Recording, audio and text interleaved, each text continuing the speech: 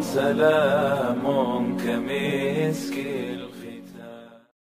به نام خداوند بخشنده و مهربان. الحمد لله رب العالمین والعاقبة للمتقین والصلاة والسلام علی نبینا محمد و علی آله و اصحابه اجمعین. السلام علیکم و رحمت الله و برکاته. درس امروزه درباره الف و حرفهای مد می باشد که نوشته می شوند ولی خوانده نمی شوند. یکم، اگر الف با همزه وصل آید، یعنی همزه پیوست کننده، الف خوانده نمی شود. این همزه کلمه پیش از خود و بعد از خود را پیوست می کند. مثال: کالفراشی. ببینید بعد از حرف کف الف با همزه وصل آمد که ما الف را نخواندیم. مثال دیگر: والعصر. ببینید در اینجا هم الف با همزه وصل آمد، ما الف را نخواندیم. مثال دیگر: رب العالمین. مثال دیگر: غیر المغضوب. مثال دیگر: هم المفلحون. و مثال آخر: لیلة القدر. دوم، اگر حرفهای مد آمده بعد از آنها الف با همزه وصل آید، در این حالت نیز حرفهای مد و الفی که با همزه آمده است خوانده نمی شود. اکنون بیایید مثالهای این را ببینیم. مثالهای الف مدی. مثال یکم: مل قارعه. ببینید بعد از حرف میم الف آمد که در اینجا مد طبیعی می باشد و بعد از این الف با همزه وصل آمد که در این حالت هر دو الف خوانده نشد. مل قارعه. مثال دوم: و هذا البلد الامین. ببینید بعد از حرف ذی الف مدی آمد که ما آن را نخواندیم و این چنین بعد از آن الف با همزه وصل آمد که آن را نیز نخواندیم. و هذا البلد الامین. مثال بعدی: ملحطمه. مثال بعدی: هذا الذی.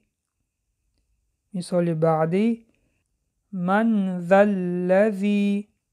مثال بعدی: تحتها الانهار. مثال بعدی: اهدنا الصراط. مثال های یا مدی. مثال اول: فی الارض. ببینید بعد از حرف ف یا مدی آمد و بعد از حرف یا الف با همزه وصل آمد که ما یا و الف را نخواندیم. فی الارض. مثال بعدی: فی الصدور. مثال دیگر: والمقیم الصلاة. مثال دیگر: آتی الرحمن. مثال دیگر: مخزی الکافرین. و مثال آخر: ذی الذکر. ببینید در اینجا ما حرف یا که مد است آن را نخواندیم و این چنین الفی که با همزه وصل آمده است. و مثال های واو مدی اینها می باشند. مثال یکم: لقوا الذین. ببینید بعد از حرف قاف واو آمد که در اینجا ما آن را نخواندیم. اگر می خواندیم لقوا الذین خوانده می شد. لقوا الذین.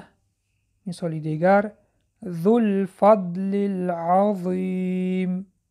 مثال دیگر: اوتوا الکتاب. مثال دیگر: و اقیموا الصلاة. مثال دیگر: و آتوا الزکاة. و مثال آخر: و عملوا الصالحات. اینها بودند حرف هایی که نوشته می شوند ولی خوانده نمی شوند. این بود پایان درس امروزه. وظیفه خانگی این مثال هایی که خواندیم در دفتر کاری خود نوشته بار دیگر آنها را تکرار کنید. در آخر دعا میکنیم که خداوند به شما آسان گرداند تا الفبای عربی را تیزتر از خود کرده به قرآن خوانی شروع کنید و سلام بر آن شخصانی که راه هدایت را پیش گرفتند.